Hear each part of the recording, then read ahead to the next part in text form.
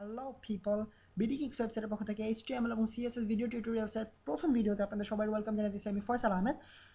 So আপনাদের যারা already HTML সম্পর্কে কিছুটা আইডিয়া আছে অথবা সিএসএস সম্পর্কে কিছুটা আইডিয়া আছে তারা নিশ্চয়ই অলরেডি জানেন এইচটিএমএল কি এবং সিএসএস কি। বাট যারা জানেন না অথবা ভুল করে এই টিউটোরিয়ালে চলে আসছেন তাদেরকে জানানোর জন্য বলতেছি যে এইচটিএমএল হচ্ছে বেসিক্যালি ওয়েবসাইট ডেভেলপিংয়ের একটা ল্যাঙ্গুয়েজ, যেটার মাধ্যমে আমরা যত সুন্দরই হোক অথবা যত বাজেই হোক দেখতে যে কোনো ওয়েবসাইট আমরা ক্রিয়েট করতে পারি। সো এইচটিএমএল শিখতে গেলে আমাদেরকে যেটা প্রথমে প্রয়োজন হবে সেটা হচ্ছে অ্যাকচুয়ালি আপনাদেরকে আগে এইচটিএমএল কি সেটা সম্পর্কে একটা আইডিয়া দেওয়া যায়।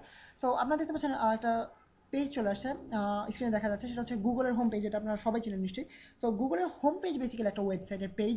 সো এই পেজটা তৈরি করা হয়েছে এইচটিএমএল ব্যবহার করে এবং সিএসএস ব্যবহার করে অথবা হয়তো অন্য আরও কিছু প্রোগ্রামিং ল্যাঙ্গুয়েজ ইউজ করে, বাট বেসিক্যালি এটা ডিজাইন করা হয়েছে এইচটিএমএল ইউজ করে।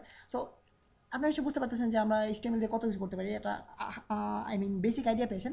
সো দেখানো যাক আপনাদেরকে আসলে এইচটিএমএল কি। সো আপনারা যে কোনো পেজে, ওয়েবসাইটের যে কোনো পেজে, আপনারা যে কোনো ওয়েবসাইটে গিয়ে পেজে দেখবেন, আপনারা যদি কেউ হয়তো বা মজিলা ফায়ারফক্স ইউজ করতেছেন অথবা কেউ গুগল ক্রোম ইউজ করতেছেন অথবা কেউ ইন্টারনেট এক্সপ্লোরার অথবা কেউ অপেরা ইউজ করতেছেন, বাট যেই ব্রাউজার ইউজ করে থাকুন না কেন, আপনারা জাস্ট রাইট ক্লিক করবেন পেজে এবং দেখবেন একটা অপশন চলে আসছে, সেটা হচ্ছে ভিউ পেজ সোর্স এই নামে একটা অপশন পাবেন। তো পেজ সোর্সে ক্লিক করলে আপনারা দেখতে পাবেন কিছু হাবিজাবি আজাইরা লেখা লেখা চলে আসছে স্ক্রিনে। এগুলো হচ্ছে বেসিক্যালি এইচটিএমএল। আপনারা এসে ভাবতেছেন যে এত এত পরিমাণ লেখা, সো আপনারা এসে ভাবতেছেন যে এটা একটা আই মিন প্যাচেন্ডা টাইপের একটা ল্যাঙ্গুয়েজ। বাট আসলে তা না, আপনাদেরকে দেখানোর পর আপনারা বুঝতে পারবেন। আই মিন আমার ভিডিও টিউটোরিয়ালগুলো ফলো করলে আপনারা যারা টোটালি নিউ এইচটিএমএল এর ক্ষেত্রে অথবা যারা টোটালি প্রথমবারের মতো শুনতেছেন এইচটিএমএল নামটা, তাদের জন্য বলতেছি, আমার সবগুলো টিউটোরিয়াল দেখার পর আপনারা একজন প্রো হিসাবে আপনারা ওয়েবসাইট ডেভেলপিং শুরু করতে পারবেন। সো আশা করি আমার সাথে লেগে থাকবেন এবং শেষ পর্যন্ত ভিডিও টিউটোরিয়ালগুলো দেখে যাবেন। সো আপনাদের জন্য এক্সপ্লেন করতেছি যে আপনারা দেখতে পাচ্ছেন এখানে লেখা আছে এইচটিএমএল। সো এইখানে এর ভিতরে যে লেখাগুলো আছে এবং সবার শেষে আপনারা দেখতে পাবেন এইচটিএমএল আরেকটা লেখা আছে। সো বেসিক্যালি এর ভিতরে যতগুলো হেড, বডি, এই লেখাগুলোর ভিতরে যতগুলো কোড আছে অথবা যতগুলো লেখা আছে, এগুলো হচ্ছে বেসিক্যালি এইচটিএমএল ল্যাঙ্গুয়েজ। সো আপনারা বুঝতে পারতেছেন যে আমাকে কী করতে হবে, অর্থাৎ এই লেখাগুলো ডেভেলপ করতে হবে অথবা এই লেখাগুলো লিখতে হবে ঠিক যেভাবে আমরা অন্যান্য প্রোগ্রামিং ল্যাঙ্গুয়েজে লিখে থাকি। সো আমাদেরকে এইচটিএমএল ডেভেলপ করতে হলে, অর্থাৎ এইচটিএমএল কোনো একটা ওয়েবসাইট ডেভেলপ করতে হলে যেটা প্রথমে দরকার হবে সেটা হচ্ছে একটা ডেভেলপমেন্ট এনভায়রনমেন্ট। অর্থাৎ আমরা অন্যান্য প্রোগ্রামিং ল্যাঙ্গুয়েজের ক্ষেত্রে বিভিন্ন সফটওয়্যার নামিয়ে নেই যেগুলোতে আমাদের প্রোগ্রামিং ডেভেলপমেন্ট এনভায়রনমেন্ট ইনস্টল করা থাকে অথবা কম্পাইলার দরকার হয় যেগুলোর ক্ষেত্রে সেই সব জিনিস ইনস্টল করা থাকে। বাট আপনাদের জন্য সুখবর অথবা আনন্দ সংবাদ যেটা, সেটা হচ্ছে আমাদের এইচটিএমএল ডেভেলপ করার ক্ষেত্রে অথবা ওয়েবসাইট ক্রিয়েট করার ক্ষেত্রে কোনো এক্সট্রা সফটওয়্যার দরকার নেই। আমরা শুধুমাত্র জাস্ট নর্মালি নোটপ্যাড ইউজ করি, আমাদের সবার উইন্ডোজের সাথে যেটা দেওয়া আছে। আমরা যেহেতু বাঙালিরা মোটামুটি উইন্ডোজ জাতি, সবাই উইন্ডোজ ইউজ করে থাকে। সো আপনাদের সবার কাছে নিশ্চয়ই এটা আছে, সেটা হচ্ছে নোটপ্যাড।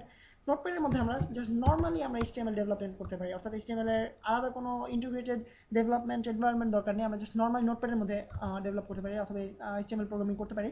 বাট আমি রেকমেন্ড করবো এবং আমি পার্সোনালি প্রিফার করি যে আমরা অন্য একটা স্পেশাল ডেভেলপমেন্ট এনভায়রনমেন্ট ইউজ করবো, যেটা খুবই ছোট একটা সফটওয়্যার এবং আপনারা নিশ্চয়ই চিনেন, অনেকের কাছে হয়তো অলরেডি ইনস্টল করা আছে, সেটা হচ্ছে নোটপ্যাড প্লাস প্লাস। এবং আমি আমার পরবর্তী টিউটোরিয়ালগুলো সবগুলোই এইচটিএমএল এবং সিএসএস এর ক্ষেত্রে সবগুলো টিউটোরিয়াল আমি নোটপ্যাড প্লাস প্লাসের ডেভেলপমেন্ট দেখাবো আপনাদেরকে। বাট বেসিক্যালি নোটপ্যাড এবং নোটপ্যাড প্লাস প্লাসের মধ্যে খুব বেশি একটা ডিফারেন্স নেই। আপনারা যারা যেটা ইউজ করতে চান সেটা দিয়ে ডেভেলপমেন্ট করতে পারবেন।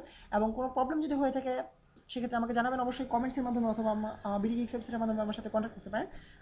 সো আমরা চলে যাই কীভাবে আমরা এইচটিএমএল ডেভেলপমেন্ট করবো সেই সেই আলোচনায়। সো আমি যে আপনাদেরকে অলরেডি বলেছি যে নোটপ্যাড প্লাস প্লাস দরকার হবে। সো আমরা গুগলের মাধ্যমে ডাউনলোড করি, যেহেতু গুগল আমাদের ফ্রেন্ড যে কোনো কিছু ডাউনলোডের ক্ষেত্রে অথবা খুঁজে বের করার ক্ষেত্রে।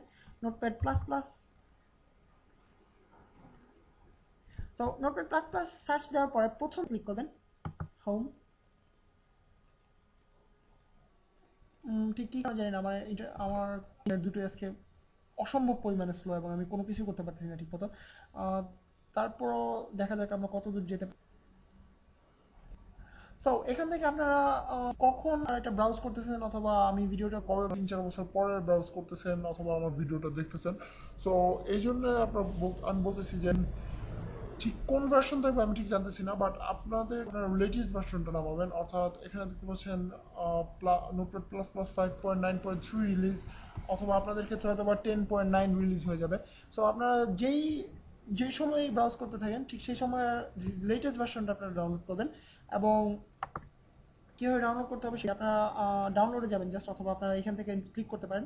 যদি আপনাদের তখন এইসব অপশন থাকবে কিনা আমি ঠিক বলতে পারতেছি না। এত স্লো হলে আমি ইউজ করবো কীভাবে? আপনারা জাস্ট সিম্পলি ডাউনলোডে যাবেন।